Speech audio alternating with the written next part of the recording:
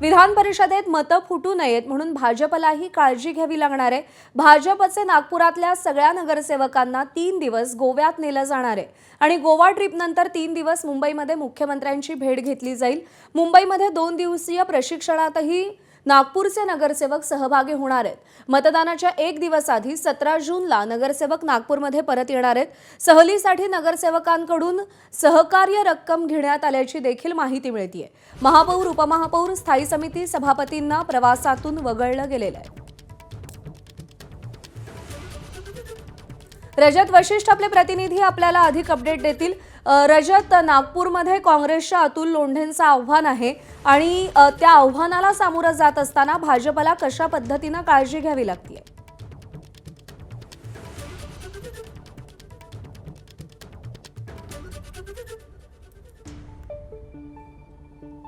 पेक्षाही जास्त आहे।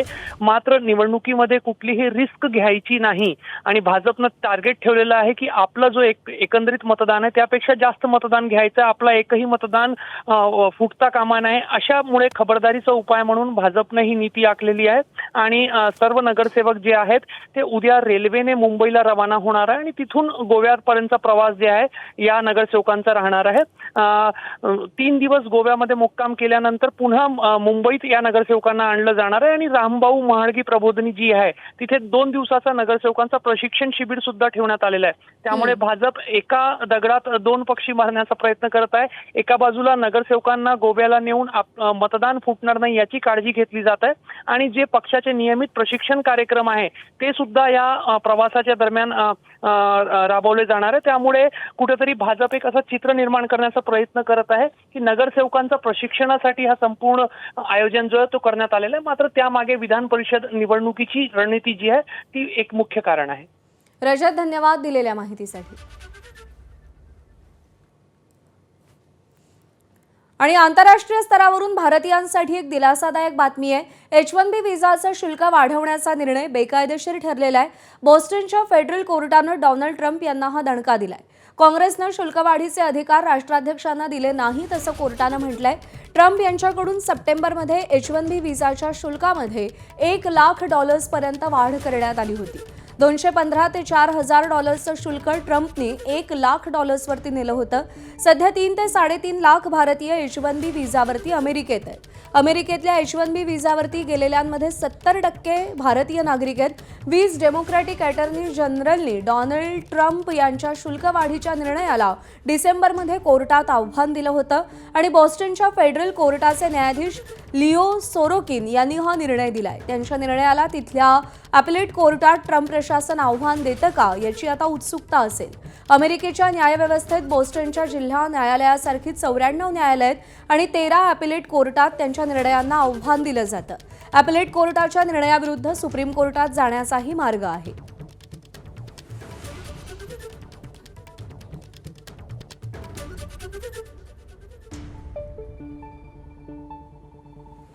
डोनाल्ड ट्रम्प यांनी दुसऱ्यांदा अध्यक्षपदाची सूत्र हाती घेत असताना जगातली सगळी युद्ध थांबवू अशी घोषणा केली होती। पण आज वास्तव हे आहे की ट्रम्प हेच आखाती युद्ध सुरू करून अडकून पडले। युद्ध सुरू होऊन 3.25 महिने झाले आणि शस्त्रसंधी होऊन 1.5 महिना होत आला, पण त्यातून बाहेर पडणं ट्रम्प यांना काही जमत नाहीये। एकीकडे इराण शरण यायला तयार नाहीये तर दुसरीकडे त्यांचा मित्र इस्रायल ऐकायला तयार नाहीये। ट्रम्प यांची रणनीती अयशस्वी झाल्याची सध्या जगभर चर्चा सुरू आहे। इराणला अण्वस्त्र बाळगू देणार नाही म्हणत ट्रम्प यांनी इराण विरुद्ध युद्ध पुकारलं होतं, पण त्यांना ना युरेनियम मिळालं ना होर्मुझवर ताबा मिळाला। इराण अण्वस्त्र बनवणार नाही याची सध्या कोणतीच शाश्वती नाहीये। इराणची क्षेपणास्त्र क्षमता तर अजूनही तशीच टिकून आहे। इराणमधल्या खामेनेई राजवटीची लोकप्रियताही तितकीच कायम आहे। उलट या युद्धामुळे जगावर इंधनाचं संकट ओढवलं आणि प्रत्येक देश ट्रम्पवर टीकेची झोड उठवतोय। नाटो देशांनी साथ सोडणं आणि अमेरिकेतली लोकप्रियता घटणं यामुळे ट्रम्प यांची चिंता अजून वाढली आहे।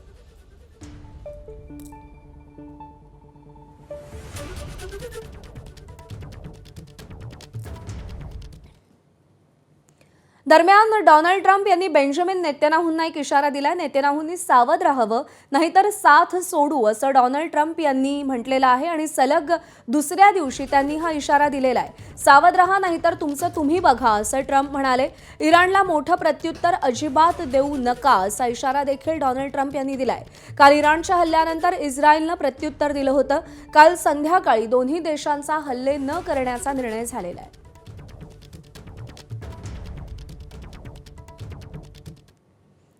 इराणसोबतचा करार अंतिम टप्प्यात आल्याची ट्रम्प यांनी माहिती दिली. तर्क वापरला पाहिजे, आम्ही खूप चांगला आणि सशक्त करार करतोय, असं डोनाल्ड ट्रम्प म्हणाले. आखाती देश सध्या चिंताक्रांत आहेत, करार त्यांनाही आवडेल, असंही ते म्हणाले. लवकरच इराणवर संपूर्ण विजयाची घोषणा करू. इराण शरण येण्याच्या उंबरठ्यावर आहे. युद्ध संपताच कच्च्या तेलाच्या किमती घटतील, ही वक्तव्य डोनाल्ड ट्रम्प यांनी केलेली आहेत.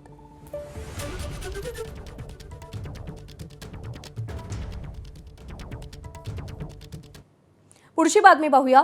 इराणकडून आता अमेरिकेच्या हवाई तळांवरती हल्ले केले जात आहेत. उत्तर इराकमधल्या अमेरिकेच्या हवाई तळांवरती ड्रोन हल्ले करण्यात आले. सोरान आणि खलिफानमधल्या हवाई तळांना ड्रोननं लक्ष्य केलंय. अमेरिकेच्या रडार सिस्टीमने इराणचे ड्रोन हल्ले रोखलेले आहेत. हल्ले करणार नाही असं सांगूनही इराणचे हल्ले सुरूच आहेत.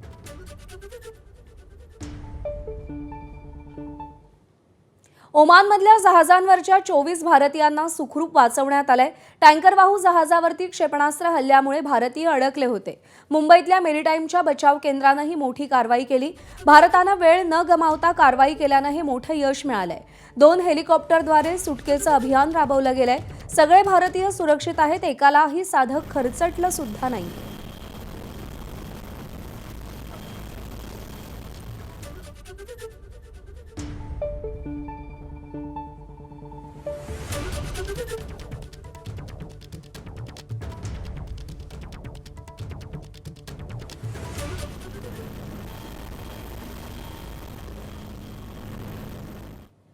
पंतप्रधान नरेंद्र मोदी यांनी स्वतंत्र भारताचे पहिले पंतप्रधान पंडित जवाहरलाल नेहरू यांच्या विक्रमाशी बरोबरी केली आहे. नेहरूंच्या सर्वाधिक काळ पंतप्रधानपदी राहण्याच्या विक्रमाशी मोदींनी बरोबरी केली. विशेष म्हणजे आता 9 जून रोजी पंतप्रधान मोदींच्या तिसऱ्या कार्यकाळाला यशस्वीरित्या 2 वर्षही पूर्ण होत आहेत. तर पंतप्रधान नरेंद्र मोदी उद्या एक नवा आणि महाविक्रम आपल्या नावावर करणार आहेत. देशात सर्वाधिक काळ पंतप्रधान राहण्याचा विक्रम आता पंतप्रधान मोदींच्या नावे नोंदवला जाणार आहे. मोदी उद्या म्हणजेच 10 जूनला पंडित जवाहरलाल नेहरू यांचा 4397 दिवसांचा पंतप्रधानपदी राहण्याचा विक्रम मोडीत काढणार आहेत. देशाचे पहिले पंतप्रधान पंडित जवाहरलाल नेहरू यांनी 13 मे 1952 रोजी पहिल्यांदा पंतप्रधान म्हणून शपथ घेतली आणि ते सलग 4397 दिवस म्हणजेच 12 वर्ष आणि 14 दिवस देशाचे पंतप्रधान राहिले होते. तर मोदींना उद्या पंतप्रधानपदी विराजमान होऊन सलग 4398 दिवस म्हणजेच 12 वर्ष 15 दिवस पूर्ण होणार आहेत.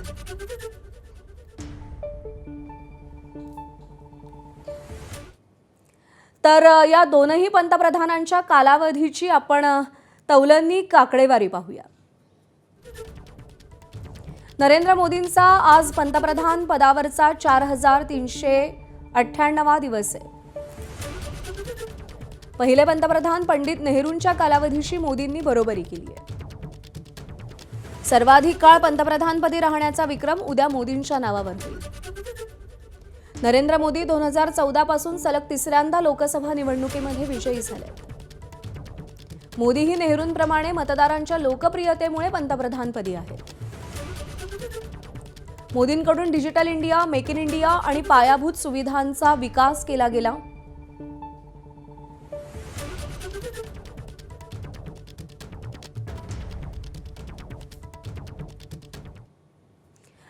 तर मोदींची 12 वर्ष कशी होती आणि त्या 12 वर्षामध्ये त्यांनी 12 टॉप निर्णय कोणते घेतले त्यावरही एक नजर टाकूया. ऑगस्ट 2014ला पंतप्रधान जनधन योजनेची घोषणा झाली. ऑक्टोबर 2014ला स्वच्छ भारत अभियान. एप्रिल 2016ला डिजिटल क्रांती UPI पेमेंट. नोव्हेंबर 2016ला 500 आणि 1000च्या नोटांवर बंदी. 2016ला दारिद्र्य रेषेखालच्या कुटुंबांना उज्ज्वला गॅस योजना. जुलै 2017ला GST लागू केला. सप्टेंबर 2018ला आयुष्मान भारत योजना आणली. जुलै 2019ला तिहेरी तलाक बंदी कायदा, ऑगस्ट 2019 घटनेतील 370 कलम रद्द, नोव्हेंबर 2019 राम मंदिर निर्माणाला सुरुवात, डिसेंबर 2024 सीएए कायद्याची अंमलबजावणी,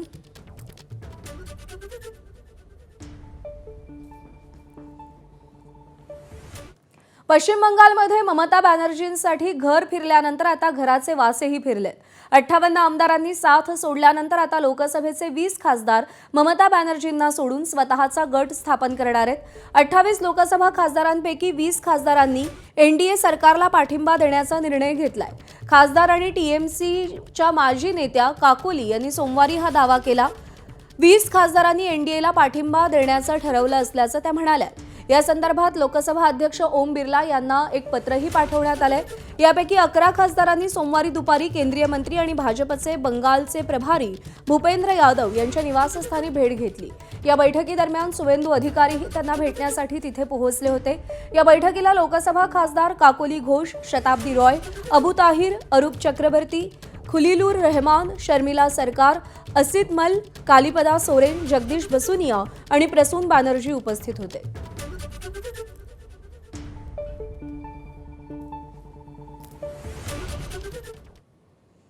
तृणमूल खासदार काकोली घोष यांच्या नेतृत्वात 20 खासदारांनी बंड केलंय. तर सर कटेगा लेकिन झुकेगा नाही असं काकोली घोष म्हणाल्या. 40 वर्ष राजकीय संघर्ष सहन केला असंही त्या म्हणालेल्या आहेत. लोकसभा अध्यक्षांकडे काकोली घोष यांनी स्वतंत्र आसन व्यवस्थेचीही मागणी केली आहे. ममतांच्या काळात सुशासन नसल्याचाही त्यांनी आरोप केला. ममतांनी राज्यात केंद्रीय योजना रोखल्या. जनतेला हक्क मिळवून देण्यासाठी बंड आवश्यक होतं असंही काकोली म्हणाल्या. मेरा पिताजी भी लड़ते लड़ते मरे. मैं उस फैमिली से हूँ. मेरा सर कटेगा लेकिन झुकेगा नहीं. मैं बहुत सह लिया. ऐसा जो विश्वासघात बोलता है उनको ये याद रखना चाहिए कि मैं 2011 में ममता बनर्जी मुख्यमंत्री बनने का बाद यहाँ नहीं आई. मैं 40 साल से यहाँ लड़ रही हूँ और मैं जैसे कहा ये लोग का बात को मुझे कुछ असर नहीं होता मुझ पर. दरम्यान तृणमूल काँग्रेसचे खासदार आणि माजी कसोटीपटू कीर्ती आझाद यांनी भाजपकडून तृणमूलच्या खासदारांची खोटी यादी पसरवली जात असल्याचा आरोप केलाय. भाजप आणि बंडखोर म्हणत असलेल्या 20 खासदारांपैकी 6 जणांनी सही केल्याचा इन्कार केलाय असं त्यांनी म्हटलंय. भाजपचं ऑपरेशन लोटस अयशस्वी झालंय. अमित शहा अयशस्वी झालेत असंही आझाद यांनी म्हटलेलं आहे.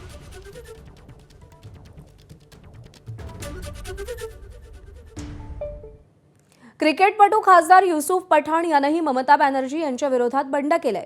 युसुफ पठाणला केंद्रीय गृहमंत्री अमित शहांनी दिल्लीत बोलावलंय अशी माहिती आहे. तृणमूलच्या खासदार महुआ मोइत्रा यांनी असा दावा केलाय. थोडी हिंमत दाखवा, थोडी लाज बाळगा आणि तटस्थ राहा असा संताप व्यक्त करणारं ट्विट त्यांनी केलेलं आहे.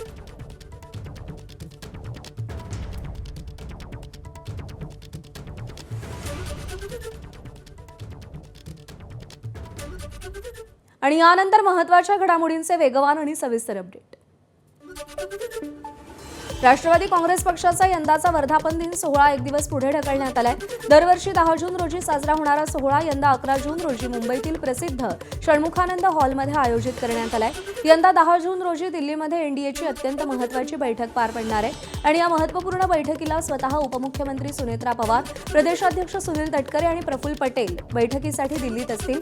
पक्षाचे सर्वोच्च नेते दिल्लीतील बैठकीत व्यस्त असल्यानं 10 जूनचा मुंबईतील नियोजित कार्यक्रम पुढे ढकलण्याचा निर्णय घेण्यात आला. दिल्लीतील बैठक आटपून सगळे प्रमुख नेते मुंबईत परतल्यानंतर 11 जून रोजी राष्ट्रवादी काँग्रेसचा वर्धापन दिन उत्साहात साजरा केला जाईल. पण एनडीएच्या भक्कमपणाने देशामध्ये अतिशय उत्तम पद्धतीने एकसंघपणाने जी वाटचाल करते आहे त्या पुढील वाटचालीचं सुद्धा कदाचित मंथन त्या बैठकीच्या माध्यमातून त्या ठिकाणी असू शकतं. आणि म्हणूनच राष्ट्रवादी काँग्रेस पक्षाचा 27वा वर्धापन दिन 11 तारखेला दुपारी 2 वाजता षण्मुखानंद हॉलमध्ये म्हणजे जिथे नियोजित केला होता तिथेच फक्त 10च्या ऐवजी 11 हा त्या ठिकाणी होणार आहे. राज्यातील मोटार वाहन विभागातील म्हणजेच आरटीओ कर्मचाऱ्यांनी आज संपाचं शस्त्र उपसलंय. विविध प्रलंबित मागण्यांकडे शासनानं दीर्घकाळापासून दुर्लक्ष केल्याचा आरोप करत राज्यभरातील आरटीओ कर्मचारी आज एक दिवसीय लाक्षणिक संपावर गेलेत. मोटार वाहन विभाग कर्मचारी संघटनेच्या नेतृत्वाखाली हे राज्यव्यापी आंदोलन केलं जात असून मोटार वाहन विभागातील कर्मचाऱ्यांच्या अनेक मागण्या गेल्या कित्येक दिवसांपासून प्रलंबित आहेत. या मागण्यांवर शासनानं अद्यापही गांभीर्यानं लक्ष दिलं नाही असा कर्मचाऱ्यांचा मुख्य आक्षेप आहे. म्हणूनच सरकारचं लक्ष वेधून घेण्यासाठी कर्मचाऱ्यांनी आज एक दिवसाचा लाक्षणिक संप पुकारलेला आहे. आरटीओच्या मुख्य मागण्या काय आहेत ग्राफिक्सच्या माध्यमातून पाहूया. वरिष्ठ प्रशासकीय अधिकारी आणि प्रशासकीय अधिकारी पदांच्या 23 पदोन्नती प्रस्तावांना मंजुरी मिळावी. कार्यालय अधीक्षक पदाचं सेवा प्रवेश नियम तातडीनं तयार करावे. सहाय्यक मोटर वाहन अभियोजक पदासाठी सेवा प्रवेश नियम निश्चित करावे. वर्ग 3 संवर्गातील सगळ्या पदांचे सेवा प्रवेश नियम तयार करावेत. वरिष्ठ लिपिक कार्यालय अधीक्षकांना आश्वासित प्रगती योजनेचा लाभ द्यावा. सहाय्यक वरिष्ठ परिवहन सहाय्यक असे पदनाम बदल करावेत. प्रतिनियुक्ती रद्द झालेल्या कर्मचाऱ्यांच्या कायमस्वरूपी बदल्या संबंधित विभागामध्ये कराव्यात. परिवहन आयुक्त कार्यालयातील प्रशासन विभागातील काही कर्मचाऱ्यांना बदली कायदा 2005 लागू करावा.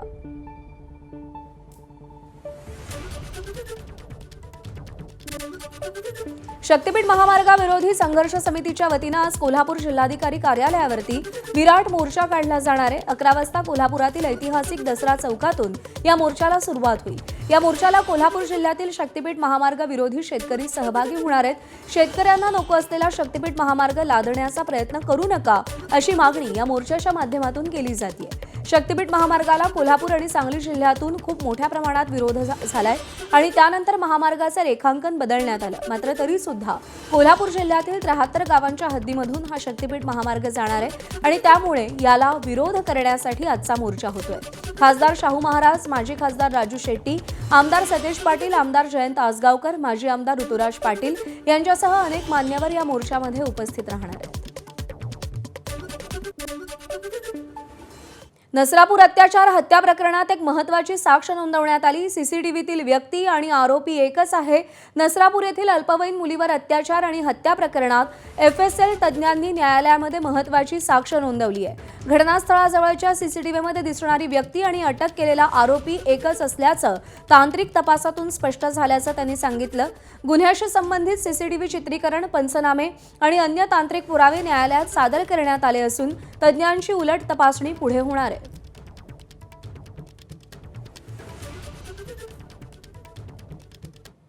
इराण-इस्रायल युद्धाचा फटका आता प्रधानमंत्री उज्ज्वला योजनेलाही बसू लागलाय.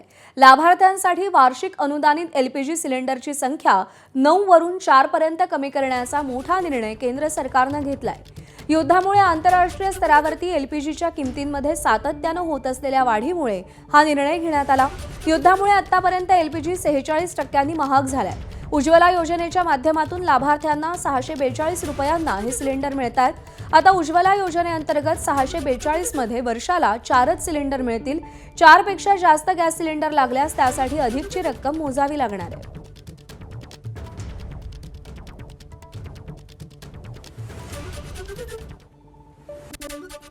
राष्ट्रीय चाचणी संस्थेनं म्हणजेच NTAनं देशातील सगळ्यात मोठ्या वैद्यकीय प्रवेश परीक्षेसाठी नीट UG 2026 साठी सुरक्षा व्यवस्था लक्षणीयरित्या कडक केली आहे.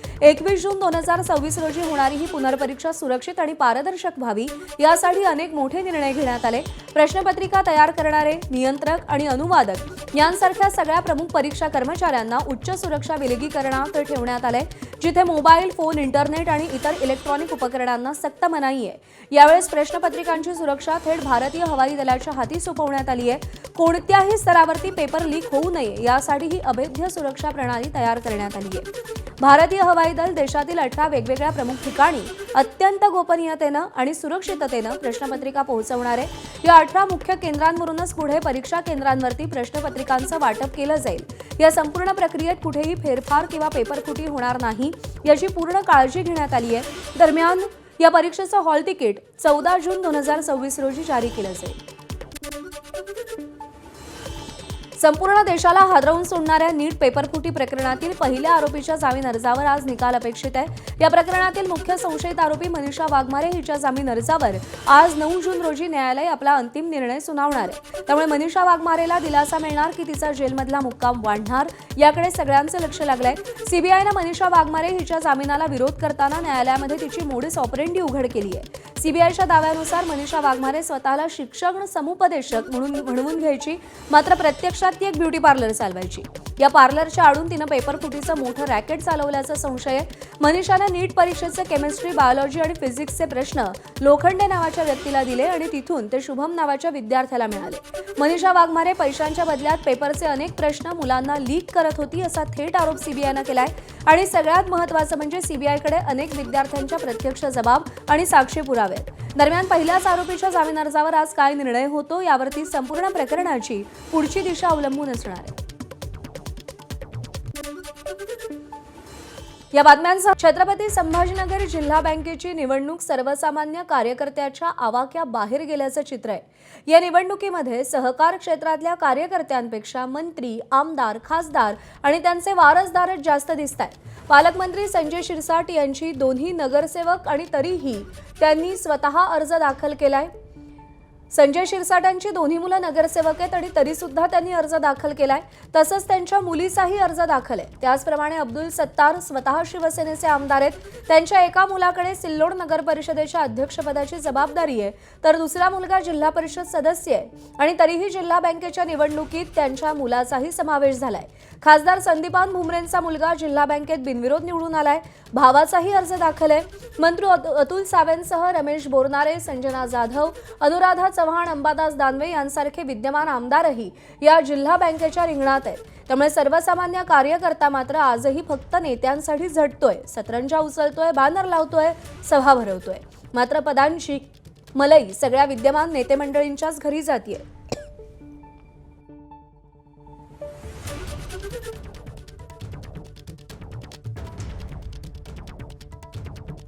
कोणी केली घरांशाही मला माहिती नाही, पण कोणालाही उभा करण्यासाठी कोणीही थांबवलेलं नाही।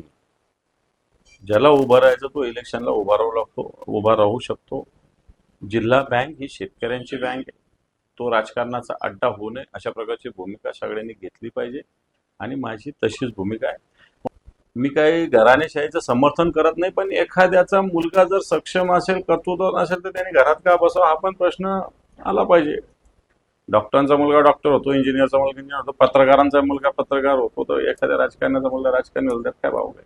आता माझ्या बँकेमध्ये जो सभासद म्हणून माझा मुलगा लढतोय, तर तुम्ही हे कुठे बोलतात का अर्जुन गाडे, आबासाहेब काडे, माझ्या मतदारसंघात मी दोघाला उमेदवारी दिली आणि तिसऱ्या मतदारसंघामध्ये मी माझ्या मुलाला उभं केलं, जेणेकरून कुठेही आमच्या राजकारणामध्ये, समाजकारणामध्ये आमचा समजा आबा काळे आहे, तो राजकीय राजकारणातून पूर्वी त्यांच्या धर्मपत्नी आपल्या उपनगर अध्यक्ष आहेत आणि त्या संचालक होत्या, त्याच्याऐवजी आबाकडे घेतला।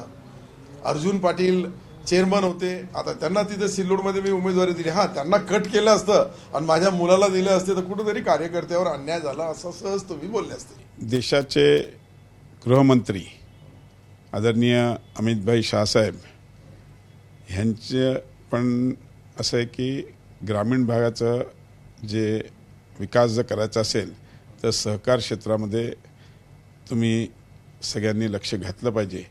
मी सहकार मंत्रीही होतो 1 वर्ष, त्यावेळेस अनेक वेळेस त्यांच्याशी भेटही झाली होती आणि त्याच्यामुळे मला असं वाटलं की छत्रपती संभाजीनगरच्या ग्रामीण भागाच्या विकासासाठी या बँकेच्या राजकारणात आपण लक्ष घातलं पाहिजे आणि म्हणूनच मी आज या फॉर्म भरलेला आहे। मी एक विचार करतोय की ही बँक शेतकऱ्यांची आहे आणि शेतकऱ्यांच्या दृष्टिकोनातून जर मी रामकृष्ण गोदावरी उपसा जलसिंचन योजना कर्जमाफ जर करत असत तर ती चालू सुद्धा झाली पाहिजे, हा माझा प्रामाणिक प्रयत्न होता। परंतु मागील माझे जे प्रतिनिधी होते वैजापूर तालुक्यामधून त्यांनी त्यावरती एक शब्दही बोलले नाही आणि म्हणून मला आता सर्व शेतकऱ्यांचा पाठिंबा त्या ठिकाणी का तुमच्या सारख्याने जिल्हा मध्यवर्ती बँकेत जर गेले तर आमची रामकृष्ण गोदावरी चालू होईल। आणि नैसर्गिकरित्या त्या संस्थेचा मतदान जिल्हा बँकेला असतं आणि जिल्हा बँकेमध्ये ते लोक निवडून येतात। याच्यामध्ये खऱ्या अर्थाने आपण म्हणलं की घराणेशाही वगैरे हा इश्यू नाही आहे, हा इश्यू वेगळा आहे। प्राथमिक संस्था ज्यांच्या विचाराच्या जास्त तो माणूस सातत्याने तालुक्याच्या प्रतिनिधीवर किंवा राखीव जागेवर निवडून येण्याचं साधारण प्राबल्य ज्याचं त्याला येत असतं. आता प्रश्न असा आहे की खरं आमच्या जे तालुक्यातली लोकं आहेत, आम्ही ज्यांचं प्रतिनिधित्व करतो, तर त्या लोकांचं सुद्धा आम्हाला सांगणं आहे की तुम्ही जरा जिल्हा मध्यवर्ती बँकेमध्ये जर गेलात तर निश्चित आमचे प्रश्न त्या ठिकाणी सोडवू शकाल. त्याच्यामुळे त्यांच्या आग्रहाखातीर आम्ही ह्या जिल्हा मध्यवर्ती बँकेमध्ये आलेलो आहे. शेतकऱ्याला दिलासा देण्यासाठी सर्वसामान्यच माणूस असला पाहिजे. नेते फक्त कार्यकर्त्यांकडून कामच करून घेतात, झेंडेच उचलायला लावतात. त्यासाठी गरिबाच्या मुलांना सुद्धा न्याय मिळाला पाहिजे आणि त्यांना जाणीव असते परिस्थितीची. ते गरिबाची कामं नक्कीच जरूर चांगले करतील. यांच्यासाठी बँक कशाला पाहिजे यांना?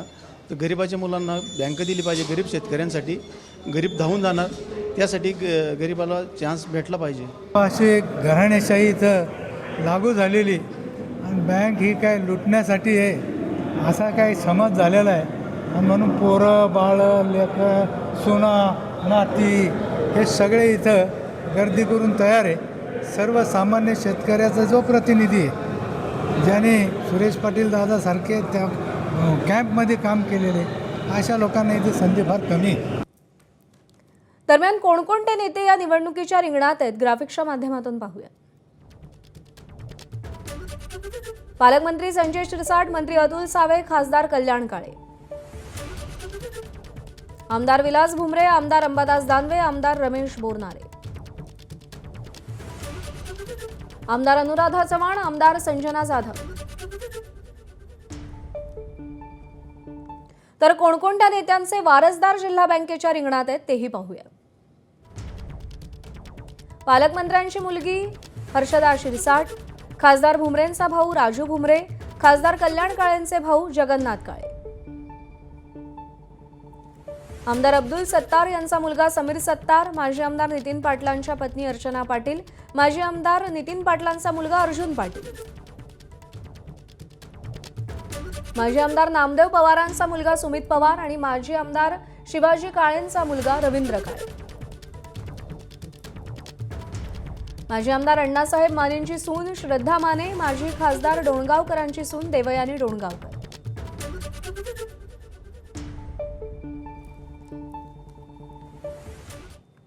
पंतप्रधान नरेंद्र मोदी यांनी स्वतंत्र भारताचे पहिले पंतप्रधान पंडित जवाहरलाल नेहरू यांच्या विक्रमाशी बरोबरी केली आहे.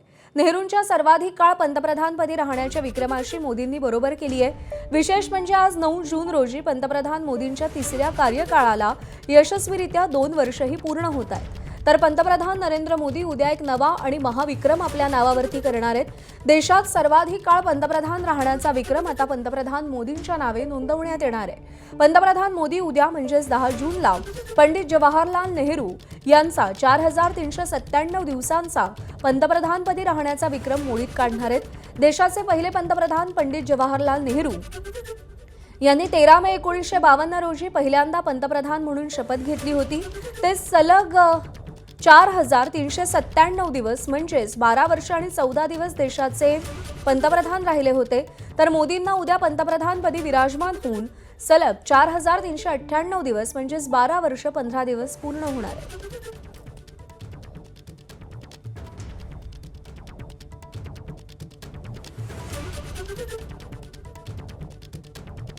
तर सर्वाधिक काळ पंतप्रधानपदी राहण्याचा पंडित जवाहरलाल नेहरूंचा विक्रम हा पंतप्रधान नरेंद्र मोदी मोडीत काढणार आहेत. उद्या त्यांच्या तिसऱ्या कार्यकाळालाही 2 वर्ष पूर्ण होत आहेत. पंडित नेहरू आणि नरेंद्र मोदी हे दोन्ही नेते महान आहेत. त्या काळातली परिस्थिती आणि त्यानुसार त्यांनी भारताला पुढे नेलं असं भाजपचे नेते सुधीर मुनगंटीवार म्हणाले.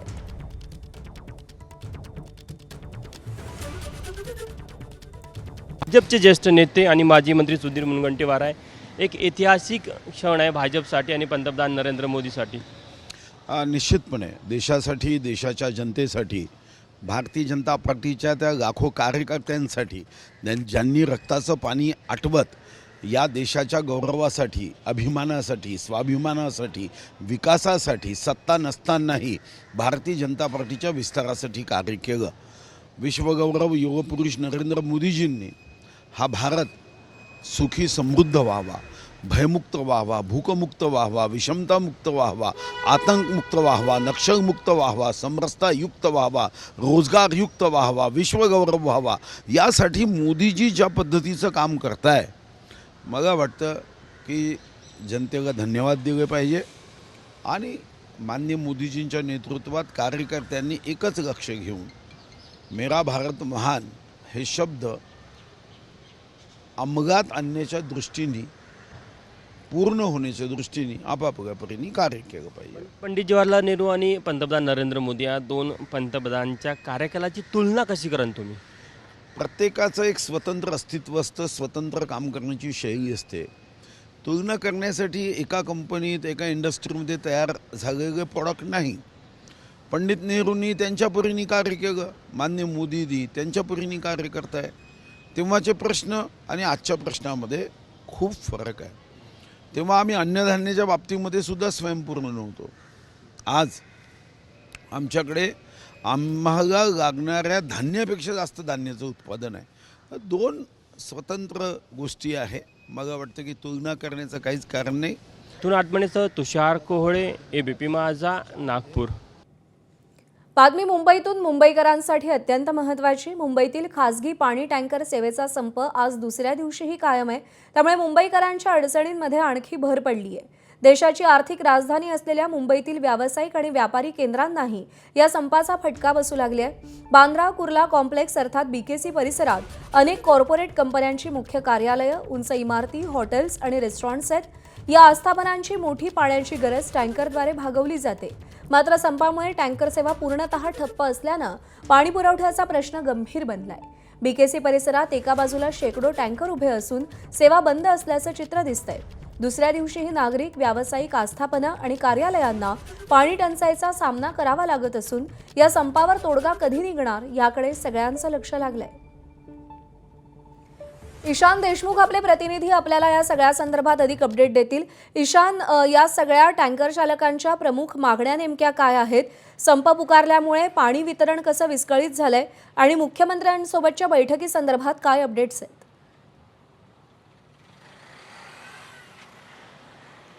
प्रज्ञा, नक्कीच या महत्त्वाच्या ज्या मागण्या आहेत त्या म्हणजे ज्या सेंट्रल कमिटीनी ज्या मागण्या समोर ठेवल्या होत्या त्याच्यावरती त्या सर्व असोसिएशनला तोडगा पाहिजे आहे.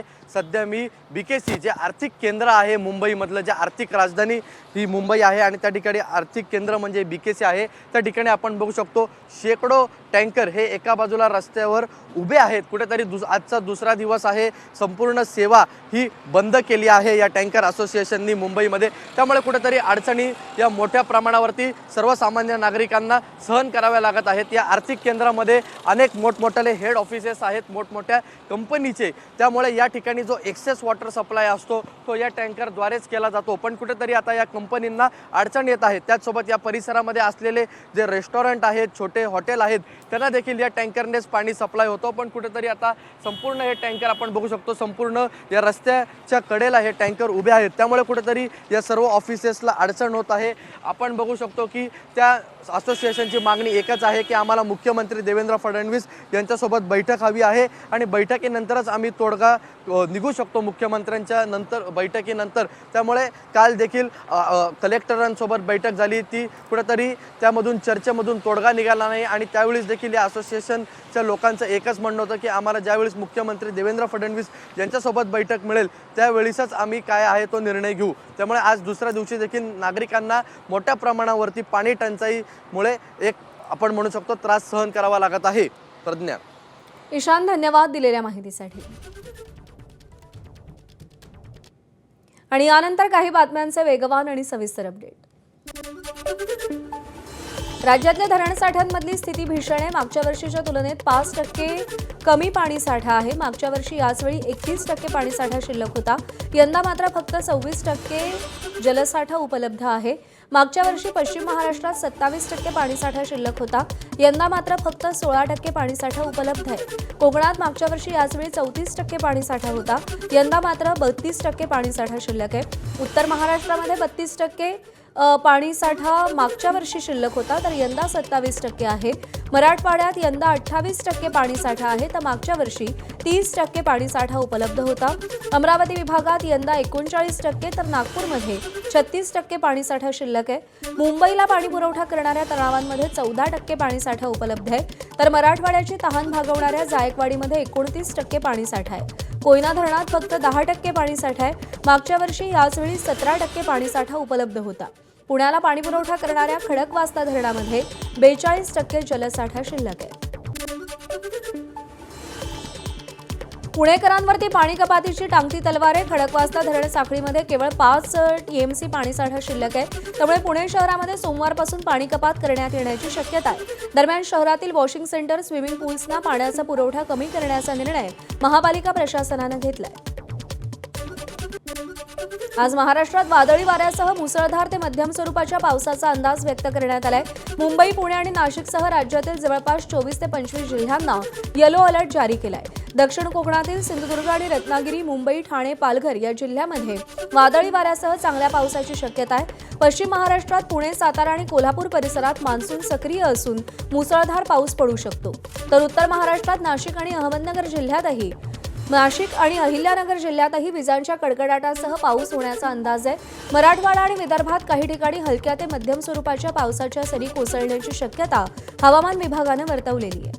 पाकव्याप्त काश्मीरमधली स्थिती स्फोटक आणि नियंत्रणाबाहेर गेली आहे. पाकिस्तान सरकारविरुद्ध तिथली जनता रस्त्यावरती उतरतीये. आज मोठ्या निदर्शनांचं आयोजन देखील करण्यात आलेलं आहे.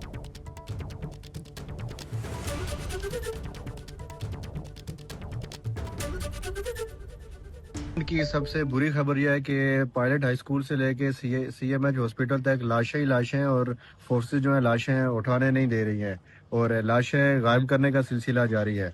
पायलट हाई स्कूल से लेकर सीएमएच तक मुकम्मल लाशें ही लाशें. मेरी इतलात के मुताबिक 150 से 200 बंदूक को शहीद कर दिया गया है और ये वाकया उस वक्त पेश आया जब धरने में लोग पुरअमन मौजूद थे और रेंजर ने दाएं बाएं बिल्डिंगों के ऊपर चढ़ के वहां से लोगों के ऊपर फायरिंग की गई और इतलात ये हैं कि लोगों को जो लोग जख्मी हैं जिनका खून बह रहा है उनको उठाने भी नहीं दिया जा रहा बल्कि सरेआम जो लोग उनको उठाने जा रहे हैं उनको भी गोलियां मारी जा रही हैं.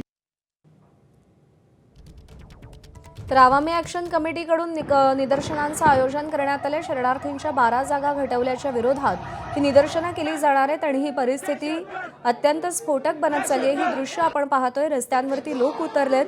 जोरदार घोषणाबाजी केली जाते.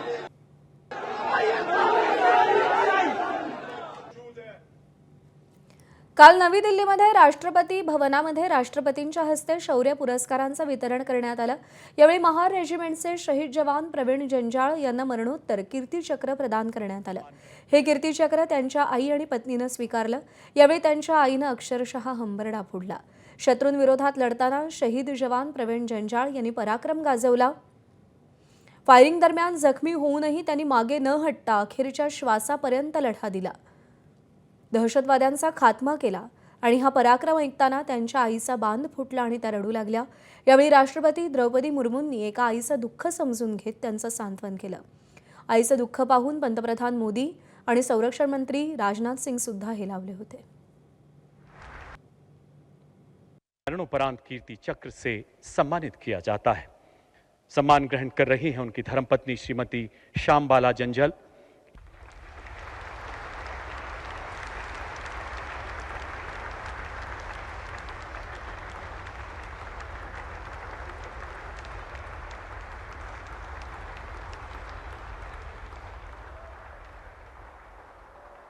मरणोपरांत कीर्ति चक्र से तर राष्ट्रपतींच्या हस्ते 7 कीर्तीचक्र, 15 वीरचक्र आणि 29 शौर्यचक्र प्रदान करण्यात आली.